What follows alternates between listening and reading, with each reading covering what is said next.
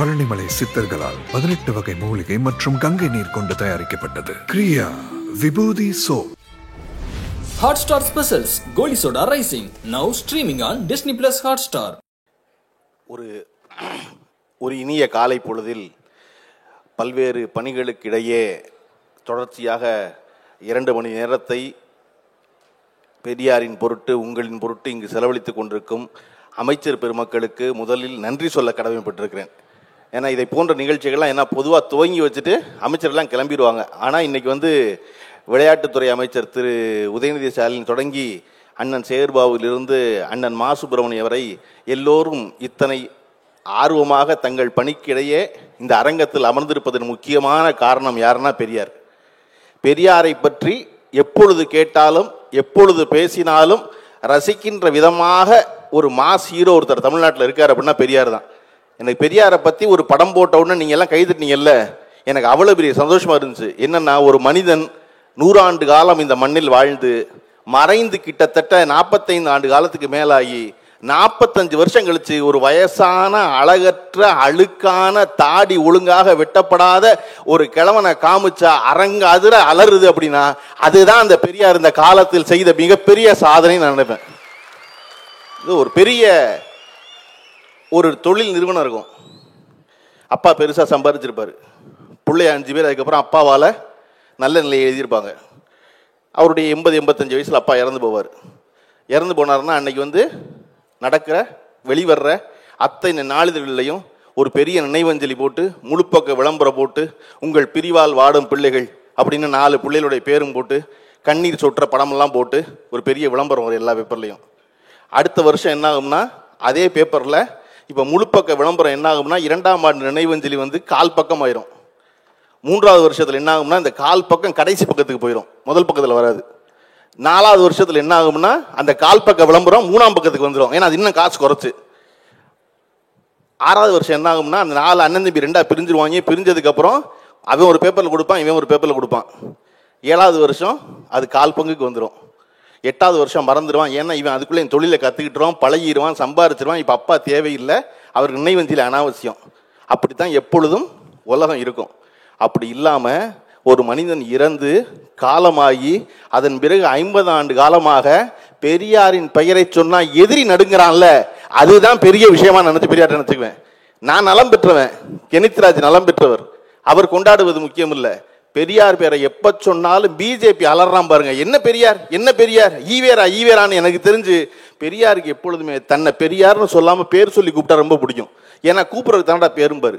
அப்படி பெரியாரின் விருப்பத்திற்கேற்ப அவரை திரும்ப திரும்ப பேர் சொல்லி இந்த தலைமுறை உங்ககிட்ட கொண்டு சேர்த்தது நம்முடைய எதிரிகளாக இருப்பவர்கள் தான். இன்னைக்கும் அவர்களுக்கு பெரியாரை கண்டால் நடுக்கம் ஏன் வருது? ஏன் இன்னைக்கும் தேவை பெரியார்? சமீபத்தில் நிகழ்ச்சி பார்த்துருப்பீங்க நீங்கள். நம்முடைய ஒன்றிய நிதியமைச்சர் நிர்மலா சீதாராமன் அவர்கள் கோயம்புத்தூரில் ஜிஎஸ்டியுடைய குறைகேட்பு கூட்டம், அந்த குறைகேட்பு கூட்டத்தில் நீங்கள் எல்லாம் பார்த்துருப்பீங்க இந்த வீடியோ இல்லையா? அன்னபூர்ணா ஹோட்டலுடைய முதலாளி எந்திரிச்சு ரொம்ப இணக்கமாக, முதலாளி அம்மா கோவப்படாத வகையில், அம்மா எங்களுக்கு நிறைய சிரமம் இருக்குது, வெறும் பண்ணை விற்றோம்னா டேக்ஸ் இல்லை, அதுக்குள்ளே க்ரீம் வச்சோம்னா 18%, இப்போ பண்ணுக்கு தனி பில்லு போட வேண்டியது இருக்குது, க்ரீமுக்கு தனி பில்லு போட வேண்டியது இருக்குது, நீங்கள் தயவு செஞ்சு 18% மொத்தமாகவே போட்டுருங்க. அவர் ஒன்றுமே குறைக்க சொல்லலை. அந்த முதலாளி என்ன சொல்கிறாரு, அம்மா நான் உங்களுக்கு ரொம்ப இணக்கமானவன், நான் உங்களை ஜிஎஸ்டி குறைக்க சொல்லலை. பொதுவாக அமைச்சர் என்ன சொல்லுவோம், குறைங்கன்னு தானே சொல்லுவோம். ஆனால் அவர் என்ன சொல்கிறாரு, குறைக்காதீங்க, தயவு செஞ்சு கூட்டி போட்டுருங்க, எங்களுக்கு வேலை சுலபமாகட்டும் அப்படின்னு சொன்னால் நமக்கெல்லாம் என்ன செய்யணும்? அந்த முதலாளி மேலே கோபம் தானே வரணும். ஏன்டா ஏற்கனவே பண்ணுக்கு டேக்ஸ் இல்லாமல் இருக்குது, நீ ஒரு முதலாளி உட்காந்துக்கிட்டு க்ரீம் பண்ணுக்கு போடுற 18% இதுக்கும் போடுங்கம்பியா. 50 ரூபாய்க்கு பண்ணு வாங்கினா 59 ரூபா கட்டணும், 18% 50 ரூபாய்க்கு 9 ரூபா அப்படின்னு தானே ஒரு கோபம் வரணும். ஆனால் கோபம் வராமல் நம்ம எல்லாரும் அன்னபூர்ணா முதலாளியை ஆதரித்தோம். நம்முடைய முதல்வர் திரு மு.க. ஸ்டாலின் அவர்கள் நேற்று பேசும்போது கூட மாண்பு முதல்வர் சொன்னாங்க, அவரை பற்றி சொன்னாங்க, ஏன் நம்ம எல்லாரும் ஒரு வரி கூட்ட சொல்கிற ஒரு ஆளை ஆதரித்தோம்? வரியை கூட்ட சொன்னால் கோபமில் வரணும்.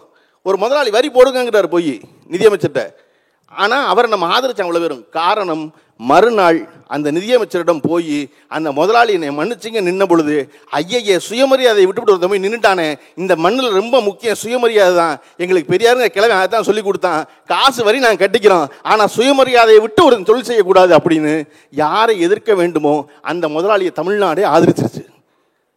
ஏன்னா ஒரு அதிகார வர்க்கத்திற்கு முன்னாடி போய் கைகட்டி நிற்பதை தமிழ்நாடு எப்பொழுதும் விரும்புவதே இல்லை, செய்யவே கூடாதுன்னு நினைக்கிறாங்க இல்லையா? நம்ம ஒரு மூடநம்பிக்கை பேச்சாளர் ஒரு பள்ளிக்கூடத்துக்குள்ள வந்து பேசும் பொழுது அவரை எதிர்த்து ஒருத்தர் குரல் கொடுக்குறாரு. ஒரு பள்ளிக்கூட ஆசிரியர், கண் பார்வையற்றவர், அவர் ஒரு மாற்றுத்திறனாளி. அவர் ஏன் கொடுக்குறாரு, எதிர்த்து குரல் கொடுக்குறாரு அப்படின்னா, அந்த மாற்றுத்திறனாளி என்பவர் மாற்றுத்திறனாளிக்கான ஒதுக்கீட்டில் ஆசிரியராக வந்தவர் இல்லை. அவர் படித்து பொது போட்டியில் ஆசிரியராக வந்தவர் சமீபத்தில் தான் முனைவர் பட்டம் வாங்குறாரு. அந்த முனைவர் பட்டத்துக்கு அவர் தேர்ந்தெடுத்திருந்த தலைப்பு பகுத்தறிவுன்னு. பகுத்தறிவுங்கிற தலைப்பில் முனைவர் பட்டம் பெற்ற ஒருத்தரால் தான் ஒரு மூடநம்பிக்கை பேச்சு நடக்கும்போது அது எதிர்த்து குரல் கொடுக்க முடியும்.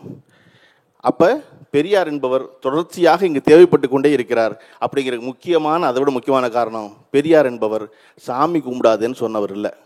அதை நம்ம எல்லாரும் திரும்ப திரும்ப திரும்ப திரும்ப சொல்ல வேண்டிய முக்கியம் என்ன அப்படின்னா, இவர்கள் பெரியாரை வெறுமன ஒரு நாத்திகவாதியாக அடக்க பார்க்கிறார்கள். ஏன் தெரியுமா? பெரியார் பேசின மிச்ச விஷயம் பூரா அவனுக்கு ரொம்ப உடன்பாடு இல்லாது. குறிப்பாக பெரியார் பேசின பெண் விடுதலை.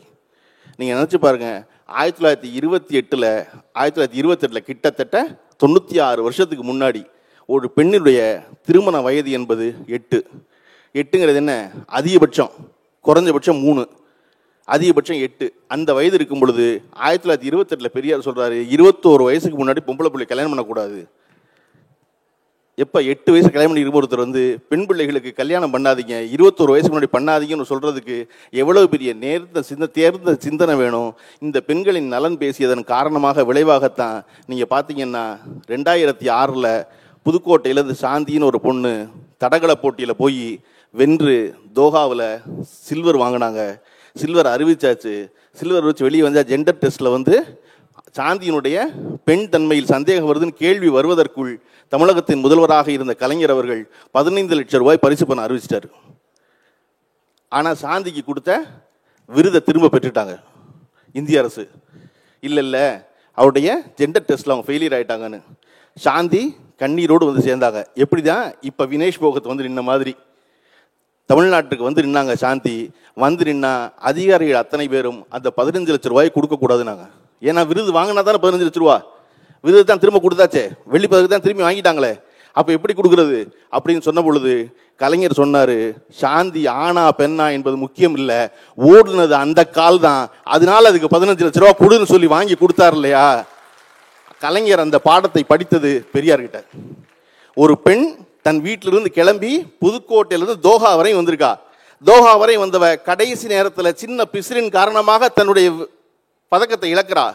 ஆனா பதக்கத்தை இழந்ததற்காக நம்ம அவளை கைவிட்டா புதுக்கோட்டை சாந்தியை போல விழுப்புரத்திலிருந்து மாயவரத்திலிருந்து இன்னொரு பொண்ணு வரவே முடியாது.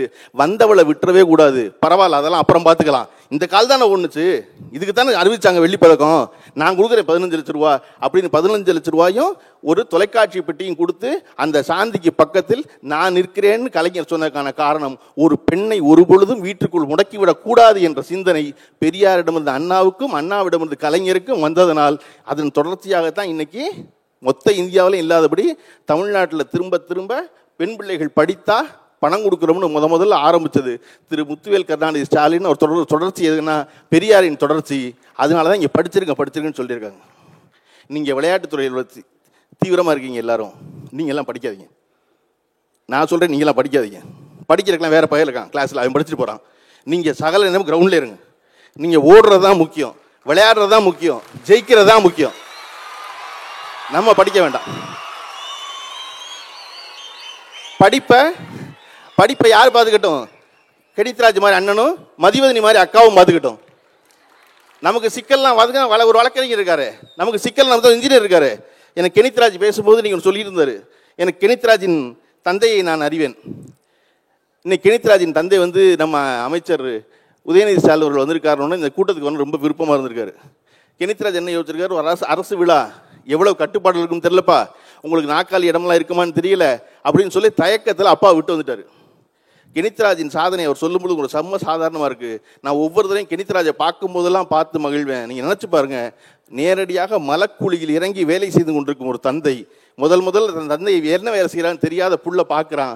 பார்த்தா அந்த அப்பா வந்து மலக்குழியில் இறங்கி வேலை செஞ்சுக்கிட்டு இருக்காரு.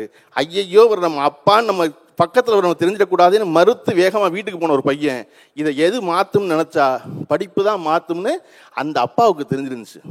ஏன்னா அப்பாவுக்கு யாரை தெரிஞ்சிருந்துச்சான்? பெரியாரை தெரிஞ்சிருந்துச்சு. பெரியாரும் ஒரு கிழமை இருக்காரு, நமக்காக சிந்திக்கிறவர். அவர் சொல்லியிருக்காரு பிள்ளைகளை படிக்க வைக்கணும், அதனால பிள்ளைய படிக்க வச்சணும்னு நினச்சான். அந்த கெனித்ராஜ் படித்து இன்னைக்கு வந்து நான் சொல்லுவேன் கெனித்ராஜ்கிட்ட, தயவு செஞ்சு எங்கே போனாலும் அப்பாவை கூட்டு போங்கம்மே.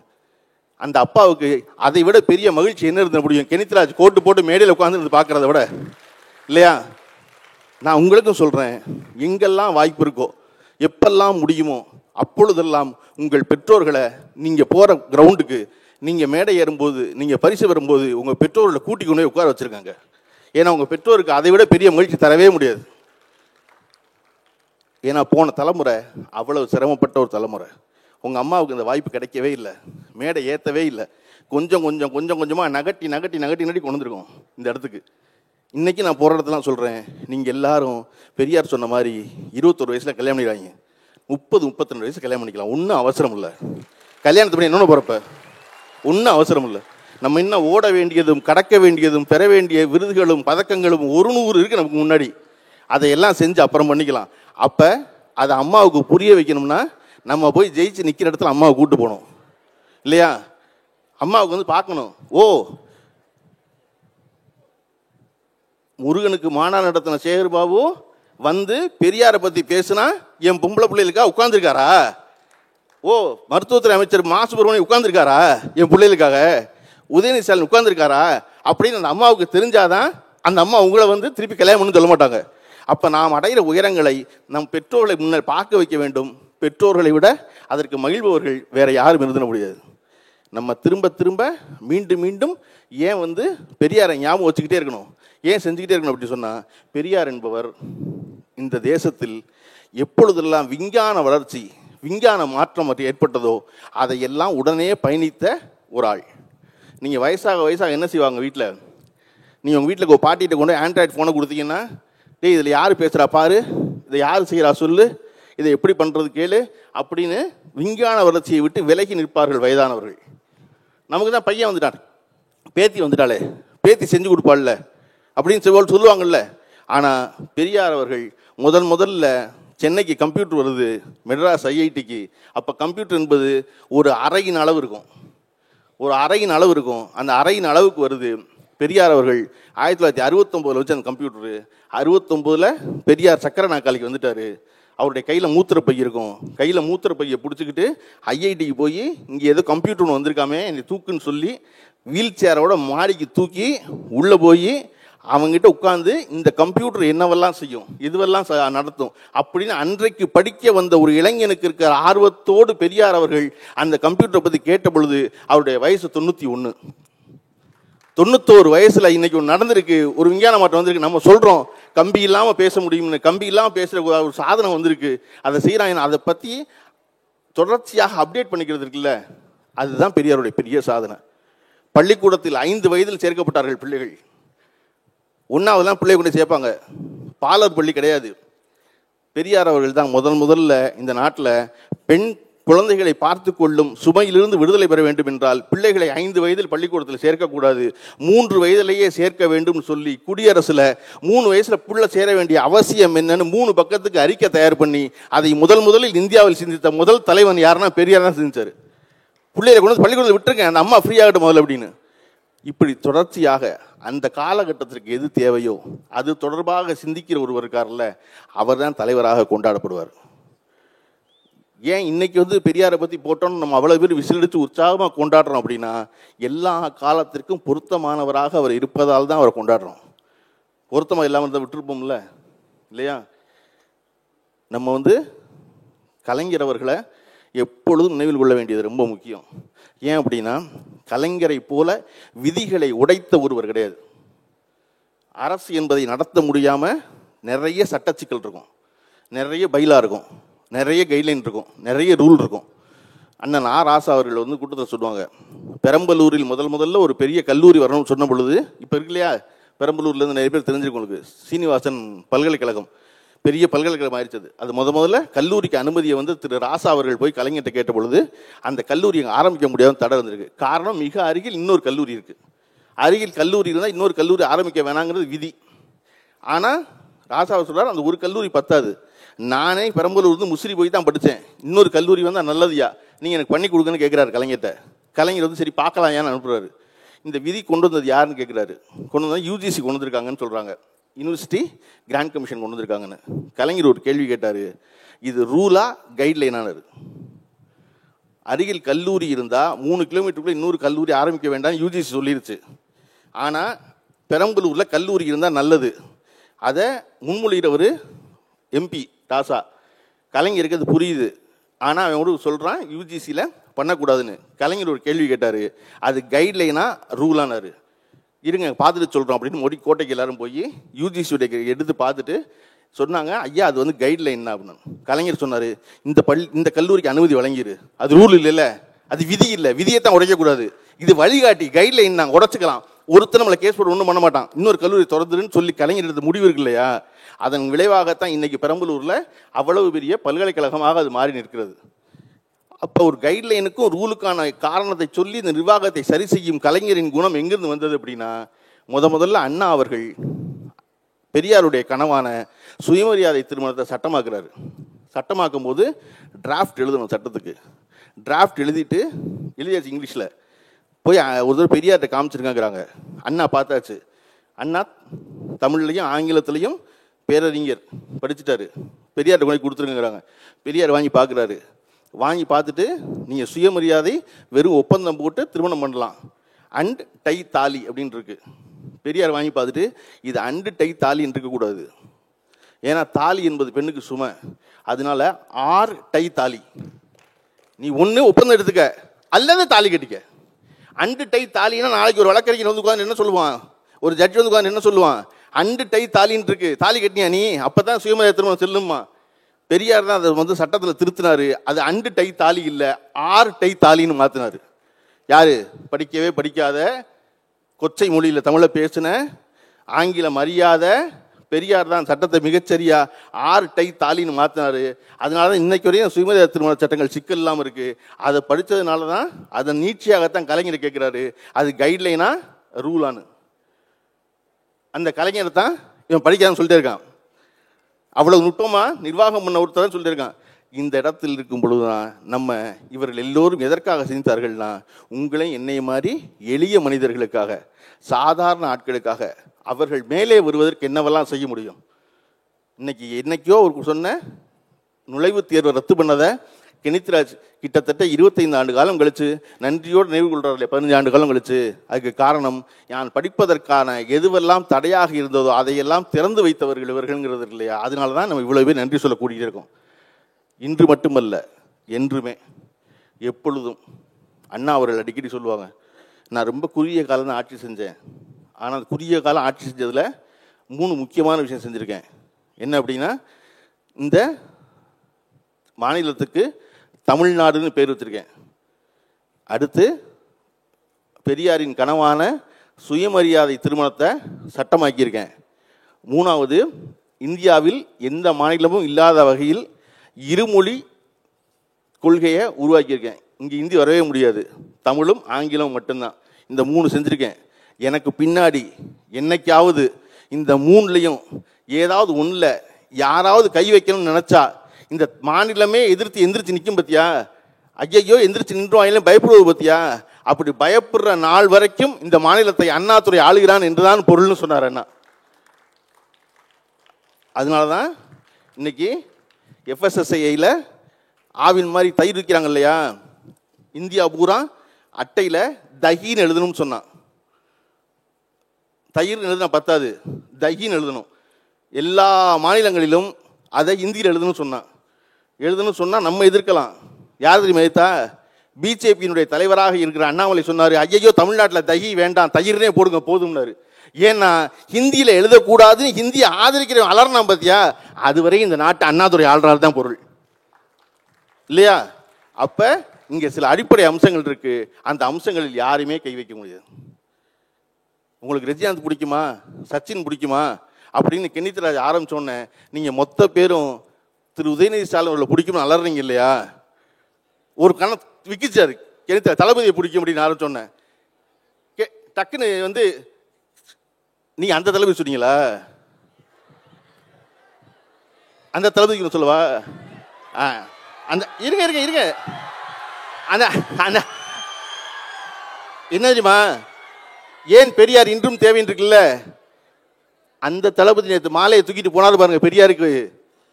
நான் பெரியாருக்கு போட்டானும்னு. தமிழ்நாட்டில் அரசியல் என்பது பெரியாரை மறுதளிச்ச ஒரு அரசியல் இருக்கவே முடியாங்கிற உதாரணம் தான் விஜய் அவர்கள் நேற்று மாலையை தூக்கிட்டு போனது. தமிழ்நாட்டில் இந்த 10 ஆண்டு காலத்தில் பல நடிகர்கள் அரசியலுக்கு வருவதாக பேசிக்கொண்டே இருந்திருக்கிறார்கள்.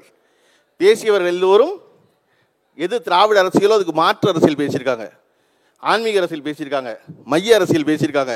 அவர்களெல்லாம் காலாவதி ஆகி போனதுனால் தமிழ்நாட்டில் அரசியல்னா பெரியாரை கும்பிட்டு ஆரம்பிப்பது தான் அரசியல் புரிஞ்சதுனால தான் நேற்றுக்கு மாலையோட கிளம்பி போனது.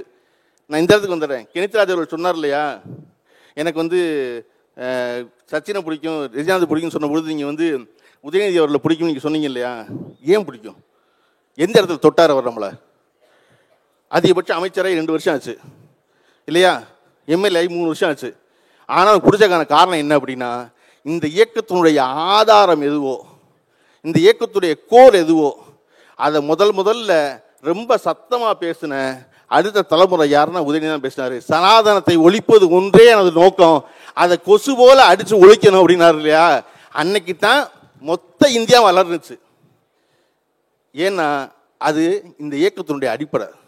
யார் வந்து தமிழ்நாட்டில் பெரியாரை ஒட்டி அண்ணாவை ஒட்டி கலைஞரை ஒட்டி இருக்கிற கொள்கைகளை விடாமல் பிடித்து கொண்டிருக்கிறார்களோ அவர்களை தமிழ்நாட்டில் இருக்கும் அத்தனை பேருக்கும் பிடிக்கும். அவன் சாமி கும்பிடுவான். அவன் வீட்டுக்குள்ளே பொண்ணு அடிமையாக வச்சுருப்பானா? அறியாமல் அடிமையாக வச்சுருப்பான். சமூக உரிமை வழங்குவானா? வழங்க மாட்டான். வேலைக்கு போறியா? 8 மணிக்கு வீட்டுக்கு ஒன்று சொல்லுவான். எல்லாமே செய்வான். ஆனால் நீங்கள் மொத்த இந்தியாவில் ஒரே ஒரு இடத்தில் தமிழ்நாடு தள்ளி நிற்கும். எந்த இடம் பார்த்தீங்கன்னா, இன்னைக்கு தமிழ்நாட்டில் எந்த இடத்துலையும் ஒரு பொம்பளை பிள்ளை நீங்கள் ரோட்டில் வச்சு பொது இடத்துல கை நீட்டி அழிக்கவே முடியாது. நீங்கள் இந்தியா பூரா அடிபடுற பொம்பளை பிள்ளைகளை பார்ப்பீங்க. உத்தரப்பிரதேசில் பார்ப்பீங்க, பீகாரில் பார்ப்பீங்க, ஒரிசாவில் பார்ப்பீங்க, பக்கத்தில் கர்நாடகாவில் பார்ப்பீங்க, ஆந்திராவில் பார்ப்பீங்க. 100 விழுக்காடு படித்தவர்கள் இருப்பதாக சொல்லப்படுகிற கேரளத்தில் பார்ப்பீங்க. ஆனால் தமிழ்நாட்டில் ஒரு பொது வெளியில் ஒரு பெண் அடிபடுவதை நீங்கள் எங்கேயுமே பார்க்க முடியாது. காரணம், ஒரு பொண்ணு அடிச்சிங்கன்னா உடனே ரோட்டில் நிப்பாட்டி ஏன் பொம்பளை பிள்ளை அடிக்கிறவங்க கேட்பான். அது தமிழ்நாட்டின் தனி குணம். அது அடித்தா ஏன்னு கேட்பான். அப்போ நம்ம இங்கே தொடர்ச்சியாக பெண்களின் நலன் பேசுகிற, பெண்களின் உயர்வு பேசுகிற, பெண் விடுதலை பேசுகிற நம்ம ஒரு பக்கம், இன்னொருத்தன் பேசலைன்னா கூட அவனுக்கு என்ன தெரியும்னா, பெரியாரும் அண்ணாவும் கலைஞரும் நமக்காக சிந்தித்தவர்கள், அதனால அவர்கள் சொன்னால் சரியா இருக்கும்னு நினைக்கிறதுனால தான் அதை விடாமல் வச்சுட்டே இருக்கோம். இன்று மட்டுமல்ல என்றும் நாம் பெரியாரை வழிகொள்வோம். உங்களுக்கு ஏதாவது சந்தேகம் வந்தால் எப்படி எடுத்து பார்க்கறதுக்கு ஒரு சட்ட புத்தகம் வேணுமோ அப்படி உங்களுக்கு யாரை பின்பற்றணும் யாரை பின்பற்ற வேண்டாம் அப்படின்னு குழப்பம் இருக்கும் இல்லையா? சகோதரி மதிவதனி சொன்னாங்க, எல்லாரும் அரசியல் வச்சுக்கங்க அப்படின்னு. எல்லாரும் வச்சுக்கங்க, ஆனால் யாரை ஃபாலோ பண்ணுறது, யாரை ஃபாலோ பண்ணக்கூடாதுன்னு கேள்வி இருக்கும் இல்லையா? எவரெல்லாம் பெரியாரை பற்றி அவதூறாக பேசுகிறார்களோ அவர்கள் எல்லாரும் உங்களுக்கு எதிரானவர்கள். அவ்வளோதான், சிம்பிள். அது அந்த கிராமர். ஏன்னா பெரியார் இந்த நலன், நம்முடைய பெண்களின் நலன் பேசினவர், மாநிலத்தின் நலன் பேசினவர். அவரை எதிர்த்து பேசுகிறான் ஒருத்தன் அப்படின்னா அவன் நமக்கு எதிரானவன் அப்படின்னு நம்ம தெரிஞ்சுக்கலாம். நீங்கள் தொடர்ச்சியாக பெரியாரை அறிந்து கொள்வதற்கு, பெரியாரை ரசிப்பதற்கு, பெரியாரை படிப்பதற்கு வழி என்ன அப்படின்னா, உங்களிடம் இருக்கும், உங்கள் கூட பழகும், உங்களோடு நட்பாக இருக்கும் ஒருத்தரை நீங்கள் எப்படி நடத்தப்பட வேண்டும் என்று விரும்புகிறீர்களோ, உங்களுக்கு என்ன மரியாதை கிடைக்க வேண்டும் நினைக்கிறீர்களோ அதே மரியாதையோடு உங்கள் பக்கத்தில் போன நடத்தினால் அதைத்தான் பெரியார் சொன்னது. நீங்கள் எல்லோரும் பெரியாரின் பிள்ளைகளாக அந்த கணத்திலிருந்து மாறுவீர்கள். தொடர்ந்து எல்லோரும் பெரியாரின் பிள்ளைகளாக இருப்போம் என்று சொல்லி வாய்ப்பு கொடுத்த அத்தனை பேருக்கு நன்றி சொல்லி விடைபெறுகிறேன். நன்றி, வணக்கம். 6 முதலமைச்சர்களுடனான அனுபவம் பகிர்கிறார் டைரக்டர் ரைட்டர் VC குகநாதன். உங்கள் நக்கீரன் இதழில் சினிமா கொட்டகை புதிய தொடர் வாங்கி படியுங்கள். நக்கீரன் டிவிக்கு சப்ஸ்கிரைப் செய்யுங்கள். உங்கள் ஆதரவே எங்கள் பலம். ஆசிரியர்களுக்கு நண்பனாகவும் மாணவர்களுக்கு ஆசானாகவும் திகழும் தேர்வு வழிகாட்டி. ஒவ்வொரு பாடத்திற்கும் அனுபவமிக்க ஆசிரியர்களின் துல்லியமான தெளிவான விடைகள். CNC இருக்கு, தேர்வு பயம் எதற்கு? இது தீரன் பப்ளிஷிங் ஹவுஸ் விற்பனை வெளியீடு.